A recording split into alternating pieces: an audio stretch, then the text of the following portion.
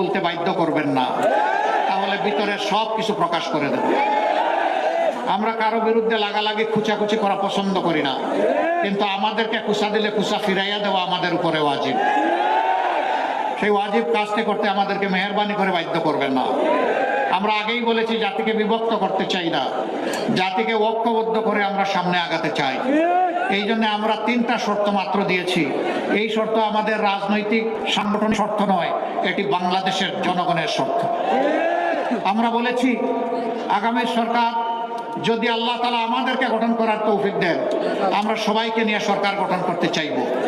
তবে যারা 3টা শর্ত মানবেন, সরকার গঠন তারা অংশগ্রহণ করবেন। নাম্বার 1, নিজে দুর্নীতি করবেন না, আর বগলের নিচে কোনো দুর্নীতিবাজকে আশ্রয় দেবেন না।